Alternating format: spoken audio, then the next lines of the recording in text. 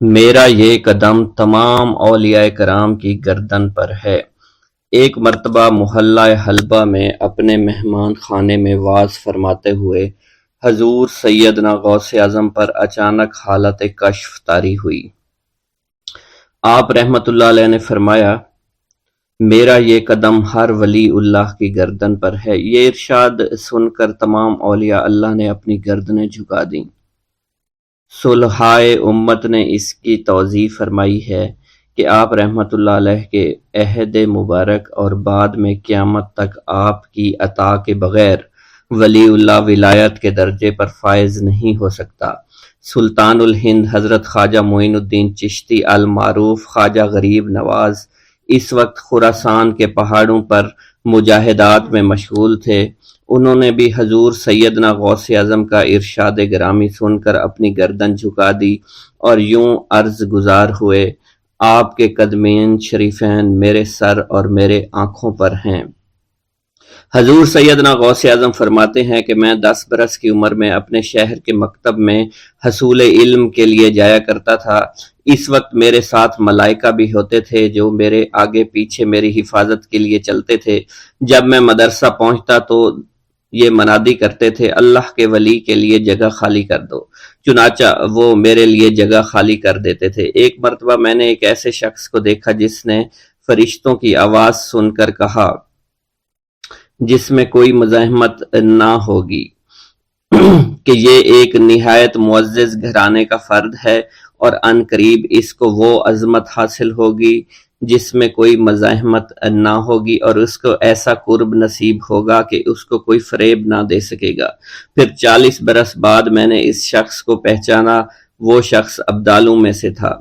حضرت شیخ ابو سعود احمد بن بکر حریمی سے مروی ہے کہ حضور سیدنا غوث اعظم نے فرمایا کہ میں 55 سال تک تنہا عراق کے بیابانوں میں پھرتا رہا۔ میں لوگوں کو نہ جانتا، لوگ مجھے نہ جانتے۔ اسی دوران میرے پاس رجال الغیب اور جنات تشریف لاتے جنہیں میں طریقت اور اصول کی تعلیم دیتا تھا۔ ابتدا میں جب میں عراق میں داخل ہوا تو حضرت خضر میرے ہم سفر بنے، اور بعد میں اس وقت ان کو پہچانتا نہ تھا، اور اس کے ساتھ میرا معاہدہ ہوا کہ میں ان کے کسی حکم کی خلاف ورزی نہیں کروں گا۔ ایک مرتبہ انہوں نے مجھے ایک جگہ بیٹھنے کا حکم دیا اور میں اس جگہ 3 سال تک بیٹھا رہا۔ سال میں ایک مرتبہ حضرت خضر میرے پاس تشریف لاتے، فرماتے کہ یہی تیرا مقام ہے جہاں تجھے پہنچایا گیا ہے۔ اس عرصہ کے دوران تمام نفسانی خواہشات مجھ پر انسانی شکل میں وارد ہوئیں، لیکن اللہ عز و جل نے مجھے ہر موقع پر استقامت عطا فرمائی اور مجھے ان خرافات سے بچائے رکھا۔ ابتدا میں میرا نفس مجاہدہ کا کوئی طریقہ اختیار کرتا تو میں اس پر قائم ہو جاتا اور کسی چیز کو قبول نہ کرتا تھا۔ ایک طویل مدت تک اپنا گلا گھونٹتے ہوئے میں مدائن کے جنگلوں میں مجاہدات میں مشغول رہا۔ حضور سیدنا غوث اعظم فرماتے ہیں کہ میں نے اپنے نفس کو مختلف مجاہدوں، مختلف ریاضتوں اور مختلف مشقتوں میں ڈالے رکھا۔ 1 سال تک میں گری ہوئی چیزیں اٹھا کر کھاتا رہا، دوسرے سال پانی پر گزارا کیا، اور تیسرے سال نہ میں نے کچھ کھایا، نہ پیا اور نہ ہی سویا۔ ایک مرتبہ شدید سردی کی وجہ سے میں ایوان کسریٰ کے کھنڈرات میں سویا تو رات بھر میں 40 مرتبہ طبیعت خراب ہوئی۔ حضور سیدنا غوث اعظم فرماتے ہیں، ہر سال ایک بزرگ آتے اور وہ مجھے جبہ دے کر چلے جاتے۔ اسی طرح میں نے بے شمار طریقوں سے دنیا اور نفس سے چھٹکارا پانے کی کوشش کی۔ لوگ مجھے دیوانہ سمجھتے تھے۔ میں برہنہ جسم جنگلوں میں چلا جاتا اور کانٹوں پر لوٹتا شور مچاتا تھا۔ میرا تمام بدن سے خون جاری ہو جایا کرتا تھا اور لوگ مجھے اٹھا کر شفا خانے لے جایا کرتے، جہاں میری حالت مزید بگڑ جاتی۔ ایک وقت ایسا بھی آیا جب مجھ میں اور مردہ میں کوئی فرق نہ تھا۔ لوگ کفن لے کر آئے، غسال کو بلوایا کہ وہ مجھے غسل دے دیں۔ ابھی انہوں نے مجھے غسل دینے کے لیے تختہ پر ڈالا ہی تھا کہ میری حالت درست ہو گئی۔ میں اٹھ کھڑا ہوا۔ طریقت کی ان پرخطر راہوں میں نہ تو میں کبھی خوف زدہ ہوا اور نہ کبھی میرا نفس مجھ پر غلبہ پا سکا، اور نہ ہی دنیا کی آرائش مجھے حیران کر سکی۔ حضور سیدنا غوث اعظم فرماتے ہیں، شیطان نے میرے گرد بے شمار جال بچھائے۔ جب میں نے اس سے کہا کہ یہ کیا ہے تو اس نے کہا، یہ دنیاوی چیزیں ہیں اور میں ان جالوں سے تم جیسوں کو شکار کرتا ہوں۔ میں نے 1 سال تک شیطان کا مقابلہ کیا، اس کے بچھائے ہوئے تمام جالوں کو ختم کر دیا۔ اس کے بعد میرے سینے کو کھول دیا گیا اور مجھ پر بے شمار خلائق ظاہر ہوئے۔ حضور سیدنا غوث اعظم فرماتے ہیں میں نے دریافت کیا کہ یہ اللہ کیسے ہیں؟ جواب ملا کہ یہ خلق کے اسباب ہیں جو تم سے ملے ہوئے ہیں۔ میں سال بھر ان کی جانب متوجہ رہا یہاں تک کہ وہ مجھ سے جدا ہو گئے۔ جب مجھ پر میرا باطن ظاہر کیا گیا تو میں نے اپنے قلب کو بہت سے علائق سے ملوث پایا۔ میں نے دریافت کیا کہ یہ علائق کیا ہیں؟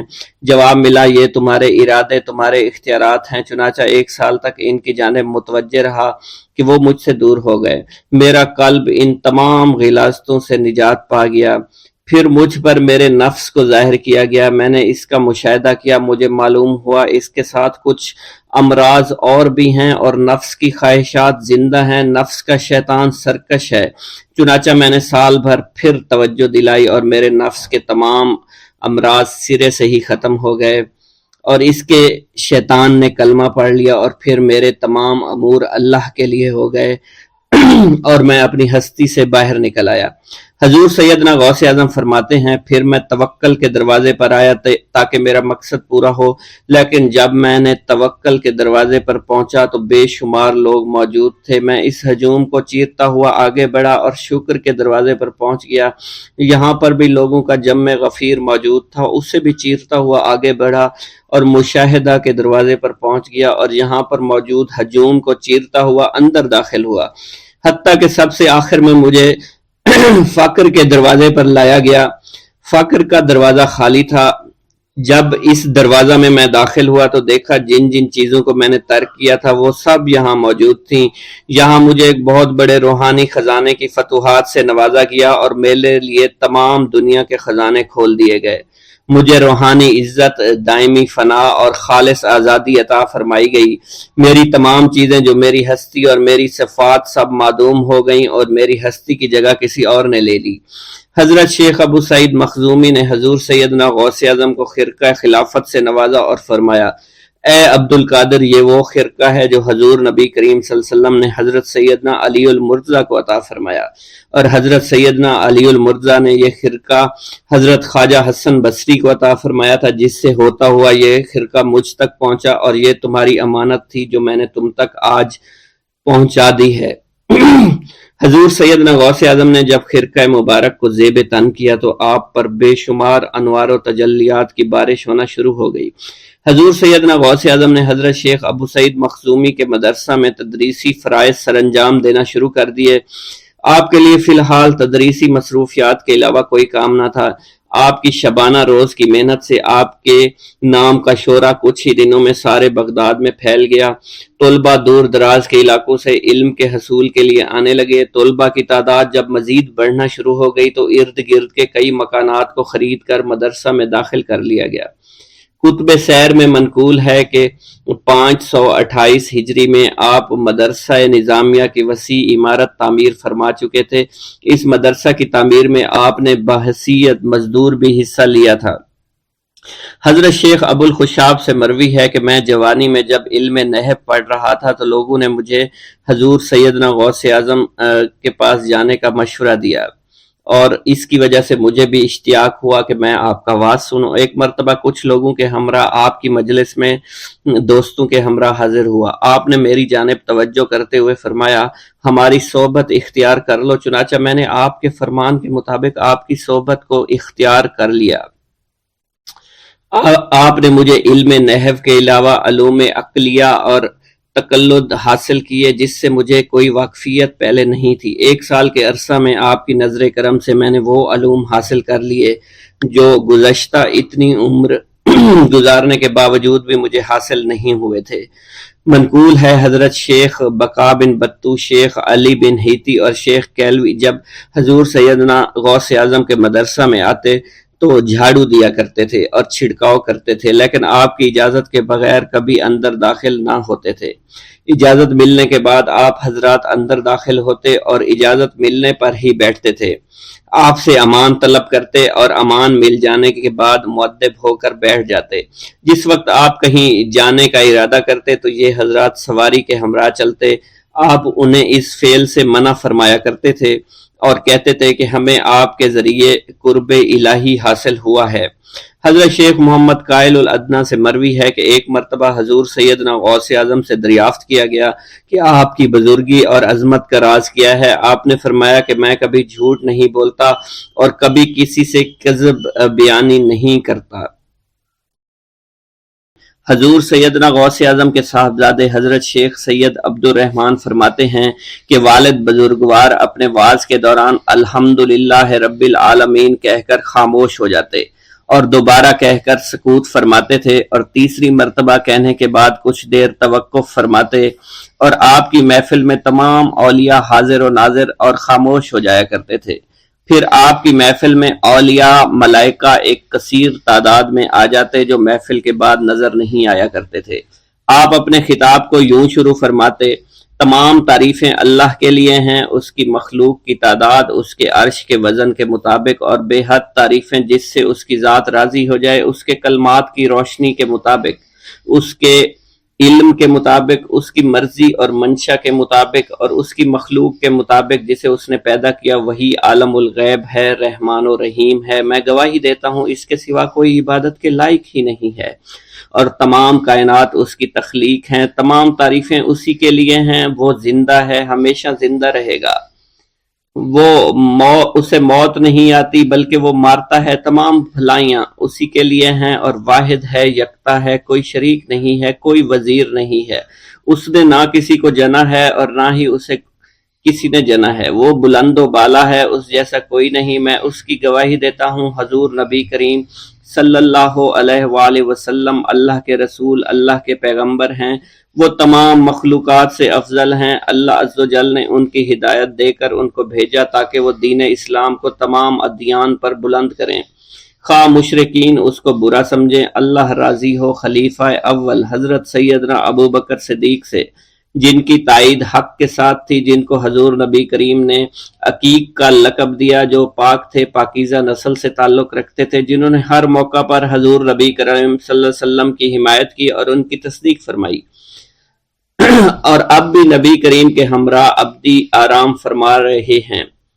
اللہ راضی ہو خلیفہ دوم حضرت سیدنا عمر فاروق رضی اللہ تعالی عنہ سے، جنہوں نے عمل کثیر کیے، جنہوں نے حق کو بلند کیا، جنہوں نے فیصلے کے لیے جن کو منتخب کیا گیا، جنہوں نے ہمیشہ حق بات کا ساتھ دیا، اور وہ بھی حضور نبی کریم صلی اللہ علیہ وسلم کے ہمراہ ابدی آرام گاہ میں آج بھی موجود ہیں۔ اللہ راضی ہو خلیفہ سوم حضرت سیدنا عثمان غنی رضی اللہ تعالی عنہ سے، جنہوں نے اپنے مال سے مسلمانوں کی امداد کی، قرآن مجید کی ترتیب و اشاعت احسن طریقے سے فرمائی، جنہوں نے امامت اور قرت سے محراب کو، منبر کو مزین کیا، اور جو افضل الشہداء ہیں اور فرشتے بھی ان سے حیا کرتے ہیں۔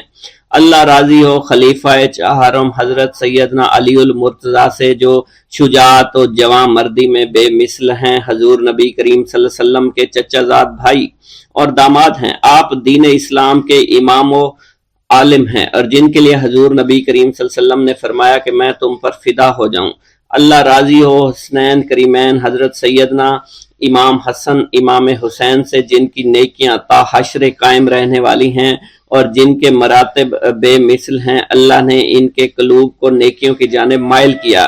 اے اللہ تو ہمارے رازوں اور دلی کیفیات سے واقف ہے، ہمیں ہر عمل کرنے اور برائی سے بچنے کی توفیق عطا فرما، اور ہمیں گناہوں کی لذت سے بچا، ہمیں اپنے ما سوا سے محفوظ رکھ اور اپنی مشغولیت عطا فرما۔ بے شک اللہ کے سوا کوئی عبادت کے لائق نہیں، جو چاہتا ہے وہی ہوتا ہے، اور وہی قوی اور وہی عظیم ہے۔ اے اللہ ہمیں غفلت سے بچا اور ہمارے اوپر وہ بوجھ نہ ڈال جو تو نے پہلی امتوں پر ڈالا۔ اے ہمارے رب العالمین ہمیں معاف فرما اور ہماری مغفرت عطا فرما، کیونکہ تو ہی ہمارا رب ہے، تو ہی ہمارا مولا ہے، آمین۔ حضرت شیخ عبداللہ جبائی کا قول ہے کہ حضور سیدنا غوث اعظم رحمت اللہ علیہ نے مجھ سے ارشاد فرمایا کہ میرے نزدیک کھانا کھلانا اور حسن اخلاق افضل اور اعلیٰ ہیں۔ آپ کے پاس کبھی پیسہ نہیں ٹھہرا کرتا تھا، اگر صبح کے وقت آپ کے پاس 1000 دینار آ جاتے تو شام تک وہ غریبوں اور محتاجوں میں تقسیم ہو جایا کرتے تھے۔ حضور سیدنا غوث اعظم کی پرورش نہایت ہی بابرکت ماحول میں ہوئی۔ آپ نے ابتدا میں گوشہ نشینی اختیار کی اور خود کو دنیاوی غلاظتوں سے پاک رکھا۔ آپ نے 51 برس کی عمر میں شادی کی۔ جب آپ سے اس بارے میں دریافت کیا گیا تو آپ نے فرمایا، جب مجھے حضور نبی کریم صلی اللہ علیہ وسلم نے نکاح کی اجازت دی تو میں نے نکاح کر لیا۔ حضور سیدنا غوث اعظم نے اپنی ذات کو اللہ عز و جل کی خوشنودی کے لیے وقف کر رکھا تھا۔ آپ کی راتیں جاگ کر گزرا کرتی تھی اور ساری رات آپ مراقبہ اور مشاہدہ میں گم ہوا کرتے تھے۔ آپ کی عادت مبارکہ تھی کہ آپ سجدہ کو دراز کیا کرتے تھے اور بیٹھ کر مراقبہ فرمایا کرتے تھے۔ اسی دوران آپ کا جسم مبارک نورانی شعاؤں کے زیر اثر ہوتا اور کئی مرتبہ آپ نورانی شعاؤں میں غائب ہو جایا کرتے تھے۔ حضرت شیخ ابو عبداللہ بن حسنین بن ابی الفضل فرماتے ہیں کہ حضور سیدنا غوث اعظم کے بعض دہقانی مریدین ہر سال آپ کے لیے گیہوں بوتے تھے اور جائز طریقہ سے اسے پالتے تھے۔ پھر آپ کے بعض مریدین اسے پیستے اور آپ کے لیے ہر روز 4-5 روٹیاں پکاتے اور شام کو آپ کے پاس روٹیاں لے کر آیا کرتے تھے۔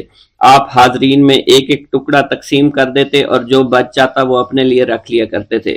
حضرت شیخ خضر حسنی سے منقول ہے، حضور سیدنا غوث اعظم ایک شکستہ دل فقیر کو دیکھا۔ آپ نے اس سے اس کی کیفیت کے متعلق دریافت کیا تو اس نے کہا کہ میں آج دریا کے کنارے گیا اور ملاح سے کہا مجھے دریا کے پار لے جائے۔ اس نے انکار کر دیا۔ میں اپنے اس افلاس کے سبب پریشان اور شکستہ دل ہوں۔ ابھی اس فقیر کا کلام جاری تھا کہ ایک شخص آپ کی خدمت میں حاضر ہوا اور 30 دینار آپ کی خدمت میں پیش کیے۔ آپ نے وہ دینار اس فقیر کو دے دیے اور فرمایا کہ اس ملاح سے کہنا کہ کسی فقیر کا سوال رد نہ کیا کرے۔ حضرت شیخ معمر ابو المظفر فرماتے ہیں، میں نے حضور سیدنا غوث اعظم سے زیادہ کسی کو درگزر فرمانے والا آج تک نہیں دیکھا۔ آپ کی عطا کا یہ علم تھا، ایک محفل میں 400 لوگوں کو ولایت کے مقام اعلیٰ تک پہنچا دیا کرتے تھے، بھوکوں کو کھانا کھلانا، بیواؤں کی حاجت روائی کرنا۔ آپ کا معمول تھا جب کسی بیمار کے متعلق سنتے تو فوراً اس کی عیادت کے لیے تشریف لے جایا کرتے تھے۔ فقراء کو آپ رحمت اللہ علیہ کے در سے بغیر سوال کیے عطا ہو جایا کرتا تھا۔ حضور سیدنا غوث اعظم نے فرمایا کہ مخلوق سے کنارہ کشی سے پہلے علم حاصل کرو، کیونکہ جو شخص علم کے بغیر عبادت کرتا ہے وہ اصلاح سے زیادہ فساد میں مبتلا ہو جاتا ہے۔ تمہیں چاہیے کہ شمع شریعت اپنے ہمراہ لے کر علم کی روشنی میں علم عمل کرو، پھر اللہ تعالیٰ تمہیں علم لدنی کا وارث بنا دے گا جس سے تم ناواقف ہو۔ تمہیں چاہیے کہ تمام اسباب و ذرائع سے تعلق منقطع کر کے رشتہ داروں اور احباب سے جدائی اختیار کرو، تاکہ تم اپنے زہد کی وجہ سے اپنی قوت باطنی اور اپنے حسن ادب کا مشاہدہ کر سکو۔ خدا کے علاوہ تمام عالم و اسباب سے اس خوف سے منقطع ہو جاؤ تاکہ تمہاری شمع معرفت نہ بجھ جائے، اور جب تم 40 دن اپنے رب کے لیے مخصوص کر دو گے تو تمہارے قلب سے حکمت کے چشمے جاری ہو جائیں گے اور تم معرفت الہی کی تپش کا مشاہدہ کرنے لگے گے جس کو حضرت موسیٰ علیہ السلام نے اپنے شجر قلب پر محسوس کیا تھا۔ اس کیفیت کے بعد تم اپنے نفس و خواہش، اپنے شیطان سے، اپنی طبیعت اور اپنے وجود سے کہو گے کہ ٹھہر جا، میں نے اس آگ کا مشاہدہ کر لیا ہے جو قلب موسیٰ علیہ السلام پر روشن ہوئی تھی۔ اس کے بعد تمہارے قلب میں باطن سے یہ آواز آنے لگے گی کہ میں ہی تمہارا رب ہوں، میری ہی عبادت کرو، میرے غیر کی اطاعت سے گریزاں ہو جاؤ، میرے سوا کسی سے تعلق مت رکھو، میری معرفت حاصل کر کے میرے غیر کو فراموش کرو، غیر سے اعراض کر کے میرے علم، میرے قرب، میرے ملک اور میری سلطنت کی جانب متوجہ رہو۔ جب تمہیں بقا الہی حاصل ہو جائے تو تمہاری زبان پر اندہ جاری ہو جائے گا اور تمام حجابات رفع ہو کر قلب سے کدورت زائل ہو جائے گی اور نفس کو مکمل سکون حاصل ہو جائے گا۔ پھر جب اس کے الطاف غالب ہو جائیں گے تو تمہیں خطاب کیا جائے گا، اے قلب، فرعون نفس کی طرف توجہ کر اور اس کو راہ ہدایت پر چلاتا ہوا میری جانب آ لے اور اس سے کہہ دے کہ میرا ہی اتباع کریں۔ پھر انہیں رشد کے راستے پر ہدایت کر کے اس سے تعلق قائم کر اور اس کے بعد پھر قطع تعلق کر کے دوبارہ استوار کر لے اور اسی طرح سے کرتا رہے۔ حضرت شیخ و معمر سے منقول ہے، فرماتے ہیں ایک مرتبہ میں حضور سیدنا غوث اعظم شیخ عبد القادر جیلانی رحمۃ اللہ علیہ کی خدمت میں حاضر تھا۔ آپ بیٹھے کچھ لکھ رہے تھے، اسی دوران چھت سے 3 مرتبہ مٹی گری، چوتھی مرتبہ ایسا ہوا آپ نے جلال میں آ کر اس جگہ دیکھا جہاں سے مٹی گر رہی تھی، اسی دوران ایک چوہا اس جگہ سے نیچے گرا اور مر گیا، یہ چوہا ہی وہاں سے مٹی کھود رہا تھا۔ حضرت شیخ عمر بن مسعود بزاز فرماتے ہیں حضور سیدنا غوث اعظم وضو فرما رہے تھے، اسی دوران ایک چڑیا نے آپ کی قمیض پر بیٹ کر دی، آپ نے جلالی نظروں سے چڑیا کو دیکھا، وہ چڑیا اسی وقت نیچے گری مر گئی۔ آپ نے وضو سے فارغ ہونے کے بعد قمیض کے اس حصے کو دھویا اور پھر اپنی قمیض مبارک اتار کر مجھے دی اور فرمایا اس کو فروخت کر کے اس کی رقم کو خیرات کر دو، یہ اس کا بدلہ ہے۔ حضور سیدنا غوث اعظم کے زمانہ میں بہت ہی گناہگار شخص تھا، اس کے دل میں آپ سے بے پناہ محبت تھی۔ جب اس کے مرنے کے بعد دفن کیا گیا تو قبر میں منکر نکیر نے سوالات کیے تو اس نے سوال کے جواب میں عبد القادر جواب دیا۔ منکر نکیر نے اللہ کی بارگاہ میں اس کے جواب کو پیش کیا، حکم ہوا اگرچہ یہ بندہ فاسقوں میں سے ہے لیکن یہ میرے محبوب سید عبد القادر جو کہ صادقین میں سے ہیں ان سے محبت رکھتا ہے۔ بغداد کے محلہ باب العز کے قبرستان میں سے ایک قبر سے مردہ کے چیخنے کی آواز آنے لگی۔ لوگوں نے حضور سیدنا غوث اعظم کی خدمت میں عرض ہو کر عرض کیا، آپ نے دریافت کیا کیا صاحب قبر نے مجھ سے خرقہ پہنا؟ لوگوں نے عرض کیا ہمیں اس کا علم نہیں۔ آپ نے دریافت کیا کیا یہ میری محفل میں کبھی شریک ہوا؟ ہمیں اس کا علم نہیں۔ آپ نے پھر دریافت کیا کیا کبھی میرے پیچھے نماز پڑھی؟ نہیں معلوم۔ آپ نے مراقبہ فرمایا اور آپ کے چہرہ مبارک پر جلالیت کے آثار نمودار ہو گئے۔ بعد ازاں آپ نے چہرہ مبارک پر وقار ظاہر ہوا اور آپ نے فرمایا کہ اس شخص نے میری زیارت کی، مجھ سے حسن ظن رکھا، اسی وجہ سے اللہ نے اس پر رحم فرما دیا ہے، چنانچہ اس کے بعد کبھی قبر سے آواز نہیں آئی۔ منقول ہے حضرت شیخ ابو الحسن علی بن وہب ازجی بیمار ہو گئے، حضور سیدنا غوث اعظم عیادت کے لیے تشریف لائے تو آپ نے وہاں ایک قمری اور ایک کبوتری کو دیکھا۔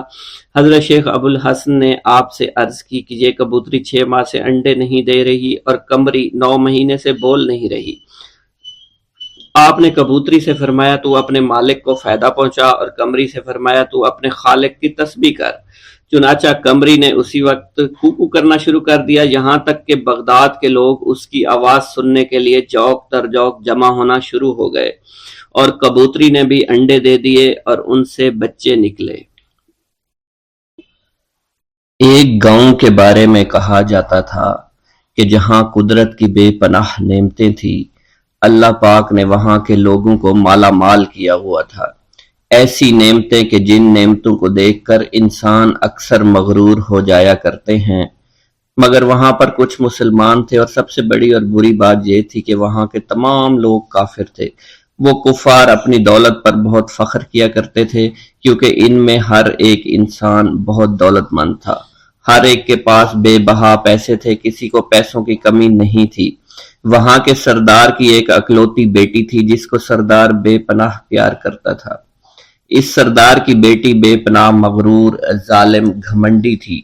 وہاں پر غریب لوگ صرف مسلمان ہی تھے، تمام کافر ایک دوسرے کی مدد کیا کرتے تھے، لیکن مسلمانوں کی مدد کرنے والا وہاں پر کوئی نہ تھا۔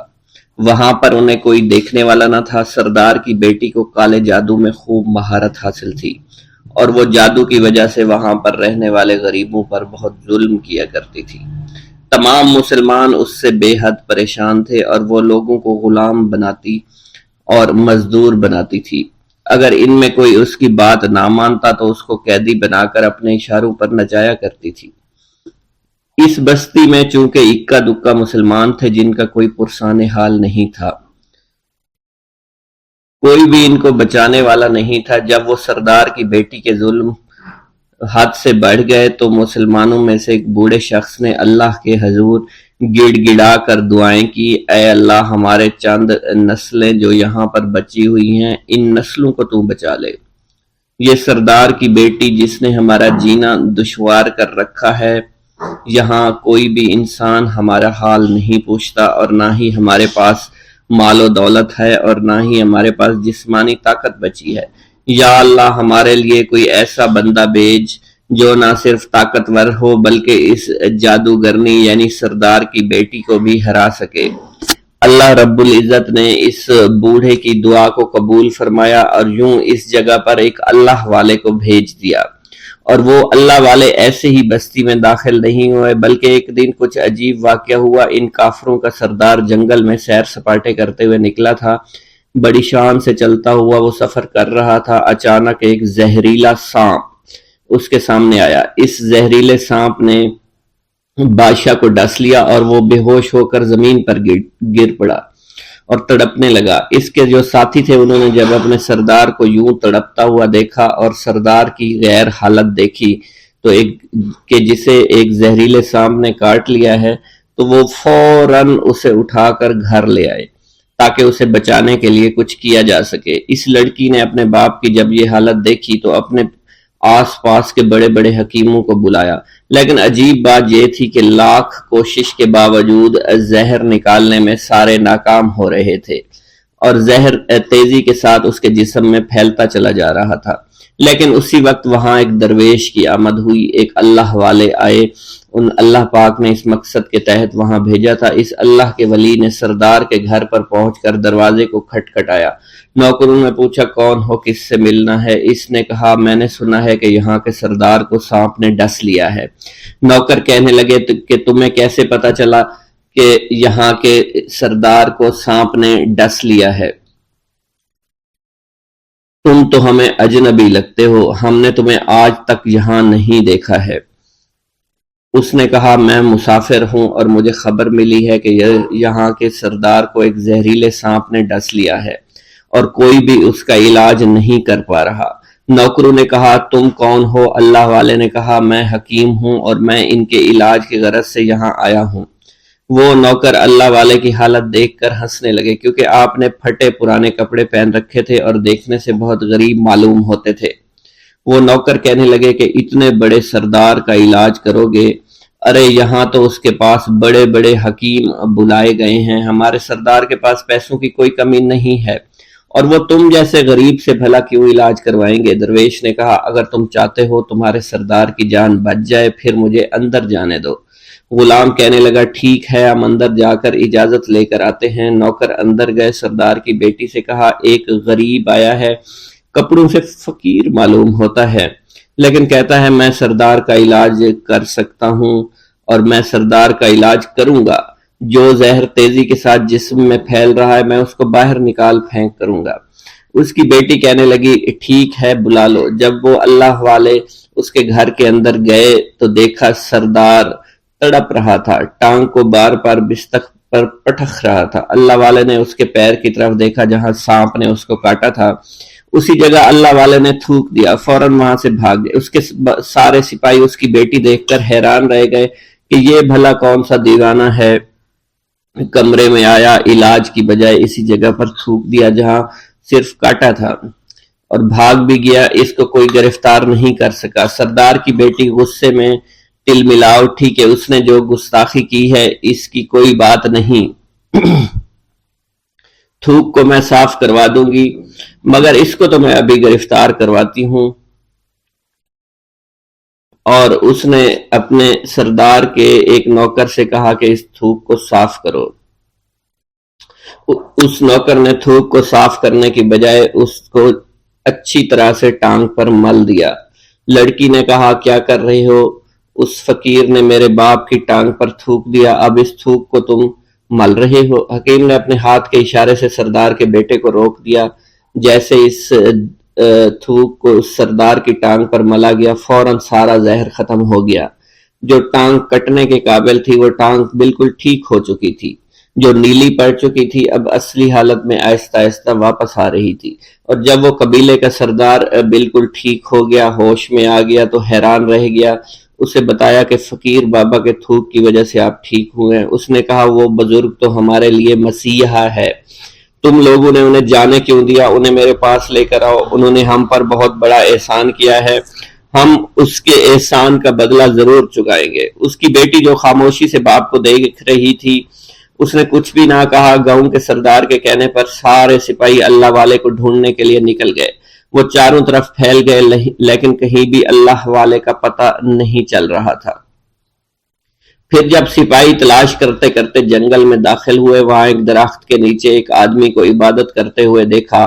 وہ غور سے اس کو دیکھ رہے تھے اور کہہ رہے تھے، یہ کس طرح کی عبادت کر رہے ہیں؟ ہم لوگ تو اپنے بتوں کے آگے ہاتھ جوڑتے ہیں، یہ نہ جانے کس کو سجدہ کر رہے ہیں۔ خیر، عبادت کے فوراً بعد اللہ والے کو پکڑ لیا، گاؤں کے سردار کے سامنے پیش کیا۔ وہ کہنے لگا، آپ کون ہیں اور کہاں سے آئے ہیں؟ سب سے پہلے تو میں گستاخی کی معافی چاہتا ہوں، میرے لوگوں نے آپ کے ساتھ بڑی بدتمیزی کی، لیکن آپ کی وجہ سے آج میں زندہ ہوں۔ ہم گناہ گاروں کی وجہ سے آپ جیسے لوگوں کو بہت تکلیف ہوئی ہے، اس لیے میں معذرت چاہتا ہوں۔ آپ سے درخواست کرتا ہوں کہ آپ میری طرف سے یہ قیمتی لباس یعنی کپڑے اور عربی گھوڑا قبول کیجئے۔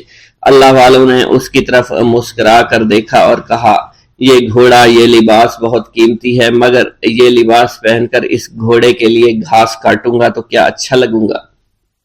سردار نے کہا، فکر نہ کریں، گھوڑے کے ساتھ ساتھ ہم آپ کو نوکر بھی دیں گے۔ اللہ والے نے کہا کہ اتنی مال و دولت اور نوکروں کے ساتھ میں اکیلا رہوں گا؟ گاؤں کا سردار بولا، حضور آپ کی یہ بات سن کر میں سوچ میں گم ہو گیا ہوں، لیکن یہ میری بیٹی آپ کے سامنے حاضر ہے۔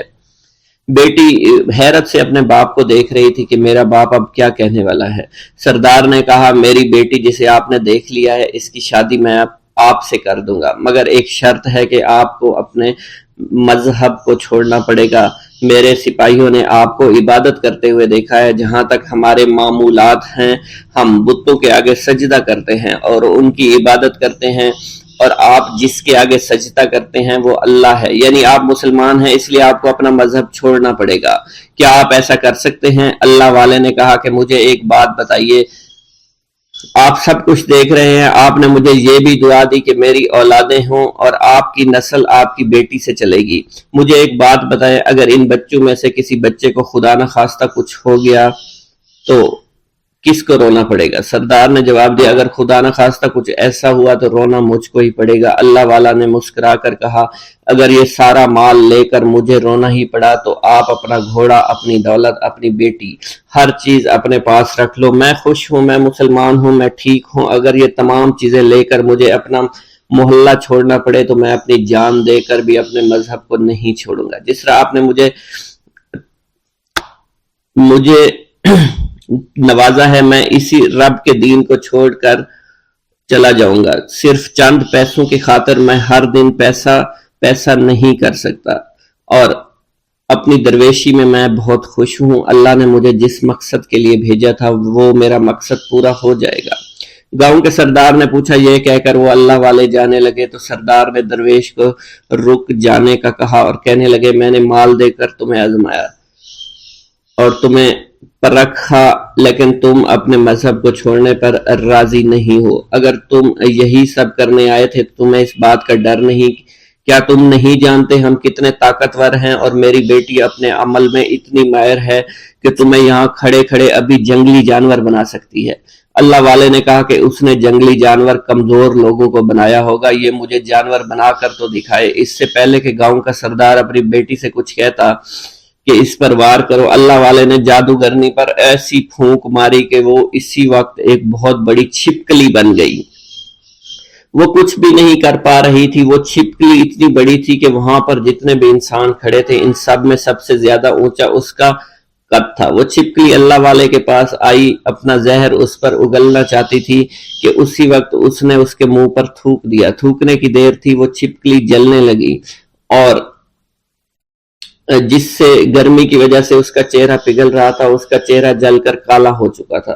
وہ مرنے والی تھی کہ سردار دوڑتا ہوا قدموں میں آ کر گر پڑا اور معافی مانگنے لگا اور کہنے لگا، حضور اس گستاخی کے لیے میں معذرت خواہ ہوں، آپ مجھے معاف کر دو، میں نے سچ میں آپ کو بہت کمزور سمجھا تھا، آپ کو آپ کا مذہب سے ہٹانا چاہا تھا۔ اگر میری بیٹی ٹھیک ہو جائے تو میں سچ کہتا ہوں یہاں پر جتنے لوگ ہیں ہم پوری کی پوری بستی مسلمان ہو جائیں گے۔ اللہ والے نے کہا کہ ہم تمہیں اپنے دین میں شامل کرنے کے لیے یہ سب نہیں کر رہے، بلکہ تم لوگ مسلمان بھائیوں پر جو ظلم کرتے ہو وہ ظلم کو ختم کرنے کے لیے ہم یہاں آئے ہیں۔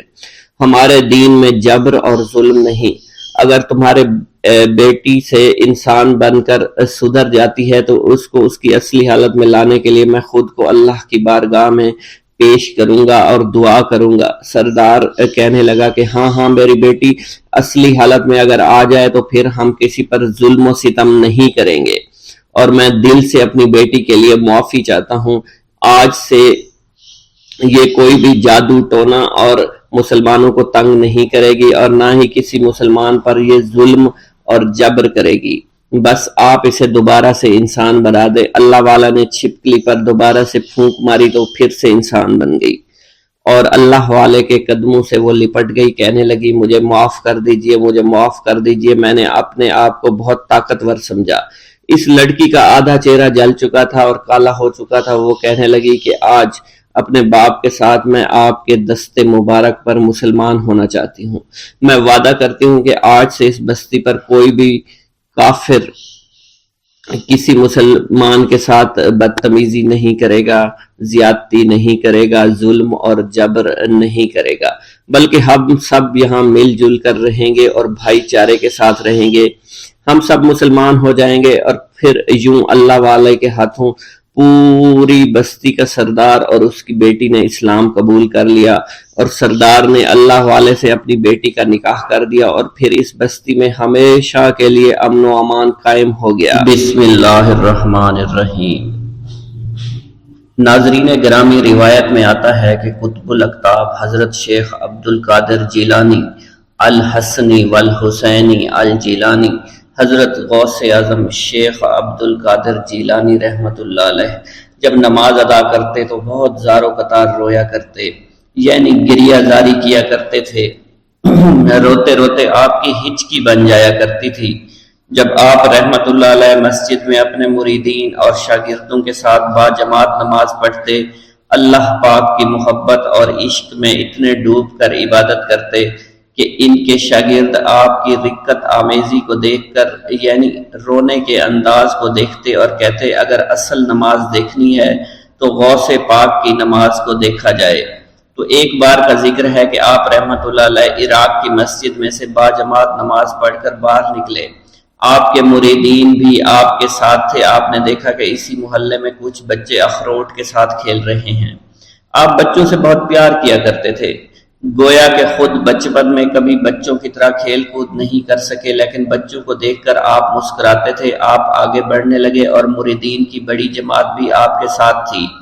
ابھی آپ زیادہ دور نہیں گئے تھے کہ ان بچوں نے ایک دوسرے کے کان میں کچھ بولنا شروع کر دیا اور اشارے میں باتیں کرنے لگے کہ کیا خیال ہے کہ جو بابا جی سب سے نمایاں ہیں، نورانی چمکتے ہوئے چہرے والے ہیں، سب سے آگے چل رہے ہیں، ان کو بولا جائے جو فرمائش ہمیں کرنی ہے ان سے کر دیں، کیا یہ ہمیں ڈانٹیں گے تو نہیں؟ تو کچھ سمجھدار بچے ہم زبان ہوئے اور کہا نہیں، یہ جو بابا ہے نا بہت اچھے ہیں، ان سے جو کچھ کہو گے انہوں نے وہ ہماری بات پوری کرنی ہے، ہم ان سے ایک میٹھی اور لذیذ چیز آج منگواتے ہیں۔ تو ان میں سے ایک بچہ جو سب سے بڑا تھا پاس آیا اور کہا بابا میری بات سنیں۔ آپ نے بہت پیار اور شفقت سے اس کے سر پر ہاتھ رکھا اور کہا بیٹا کہو۔ اس نے کہا کہ میرا دل کر رہا ہے کہ میں آپ سے کچھ مانگوں۔ آپ نے فرمایا کہ کہو بیٹا کیا چاہتے ہو؟ وہ کہنے لگا کہ مجھے آپ اس فلاں جلیبی والے سے جلیبی لا کر دے سکتے ہیں، میرا کھانے کا بہت دل کر رہا ہے۔ میں چلا جاتا لیکن بابا میری باری آنے والی ہے، جب تک میں جلیبی لے کر وہاں آؤں گا میری باری چلی جائے گی۔ آپ رحمت اللہ علیہ کے وہاں کے مشہور بزرگ بڑے سردار لوگ ہیں، آپ کے خادمین آپ کے نوکر بننے کے لیے جان کی بازی لگانے کو تیار رہتے ہیں۔ ادھر وہ بچے آپ کے رتبے کو بھی دیکھ رہے تھے اور یہ بھی دیکھ رہے تھے کہ آپ کون سی شخصیت ہے، لیکن پھر بھی اتنے سارے لوگوں کو چھوڑ کر آپ سے وہ بچہ کہتا ہے کہ بابا مجھے جلیبی لا کر دے دیں۔ بابا جی نے کہا کہ ٹھیک ہے میں لا کر دے دیتا ہوں۔ آپ کا ایک مرید آپ کے پاس آیا اور کہا حضرت آپ کیوں اس بات پر توجہ دے رہے ہیں؟ آپ اس بچے کی فرمائش پر جلیبی لا رہے ہیں۔ حضرت آپ پر میری جان قربان ہو، میں اس بچے کو جلیبی لا کر دے دیتا ہوں۔ آپ رحمت اللہ علیہ نے اسے اپنے ہاتھ کے اشارے سے منع فرمایا اور کہا اس نے مجھ سے کہا ہے نا تو میں ہی اس کی خواہش کو پورا کروں گا۔ پھر آپ رحمت اللہ علیہ اس جلیبی والے کے پاس تشریف لے گئے اور جلیبی والا کچھ دیر پہلے اداس بیٹھا ہوا تھا آپ رحمت اللہ علیہ اس کی دکان میں تشریف لے گئے تو وہ خوشی خوشی سے جھومنے لگا۔ آپ رحمت اللہ علیہ نے اس جلیبی والے سے جلیبی لی، اس نے خوشی خوشی آپ رحمت اللہ علیہ کے ہاتھوں میں جلیبی تھما دی۔ وہ آدمی لگ بھگ 70 سال کا تھا، اس بڑھاپے میں بھی وہ کام کرنے پر مجبور تھا۔ اس کی آنکھوں میں آپ رحمت اللہ علیہ کو دیکھ کر آنکھوں سے آنسو آ گئے۔ اس نے روتے ہوئے کہا، اللہ کا لاکھ لاکھ شکر ہے، اس نے میری دعا سن لی۔ آپ نے میری دکان میں قدم رکھے تو کئی دنوں سے آپ کے انتظار میں یہاں بیٹھا ہوا تھا۔ میں جانتا تھا کہ آپ ضرور میری دکان پر تشریف لائیں گے۔ آپ رحمت اللہ علیہ نے فرمایا، تمہیں کیسے پتا تھا کہ میں تمہاری دکان پر آؤں گا؟ وہ کہنے لگا کہ حضرت عرصہ ہوا ہے، کئی مہینوں سے میرا کاروبار نہیں چل رہا تھا، میرا کاروبار دن بدن ٹھپ ہوتا جا رہا تھا، فاقوں تک کی نوبت آ گئی تھی۔ مجھے اپنی فکر نہیں تھی لیکن اپنے چھوٹے چھوٹے بچوں کی تھی۔ اس بڑھاپے میں اللہ تعالیٰ نے اولاد تو دی لیکن ان کو پالنے کا کوئی بندوبست نہیں ہو رہا تھا۔ میں نے اپنی اس پریشانی کا ذکر کسی سے کیا تو اس نے کہا کہ عراق کے ایک شہر میں چلے جاؤ، وہاں پر کوئی ایک فقیر ہے، اس سے دعا کراؤ، وہ جس کے لیے دعا کرتے ہیں اس کا کام بن جاتا ہے۔ میں اتنا پریشان تھا کہ اس آدمی کے کہنے پر اس فقیر سے ملنے چلا گیا۔ اس کی تلاش کر کے میں نے اس سے کہا، تم میرے لیے دعا کرو تاکہ میرے کاروبار میں ترقی ہو جائے اور میرے رزق میں برکت ہو جائے اور تنگ دستی دور ہو جائے تاکہ میں بیوی بچوں کا پیٹ پال سکوں۔ فقیر مجھے دیکھ کر کہنے لگا کہ تم پیران پیر غوث اعظم دستگیر رحمت اللہ علیہ کو نہیں جانتے؟ میں نے کہا، میں نہیں جانتا۔ وہ کہنے لگا، حیرت ہے کہ تمہیں یہ پتہ نہیں کہ تم ان کو جانتے ہی نہیں کہ ولیوں کے سردار ہیں۔ میں تو بہت چھوٹا سا فقیر ہوں، میری دعاؤں میں اتنا اثر نہیں کہ وہ غوث اعظم رحمت اللہ علیہ ہیں، جس کے لیے بھی دعا کریں اس کا بیڑا پار ہو جایا کرتا ہے۔ اور جب اس دور میں غوث پاک رحمت اللہ علیہ خود موجود ہے تو پھر ہمارا کیا مقام ہوگا ان کی دعا کے آگے؟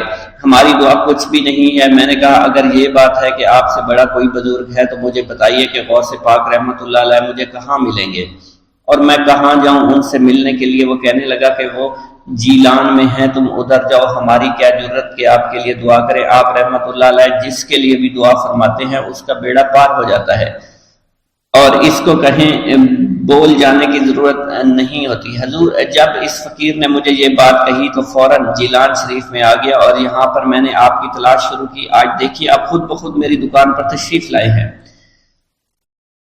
اب دیکھیے کہ آپ کے آنے سے کیسا نور میری دکان میں آ گیا ہے۔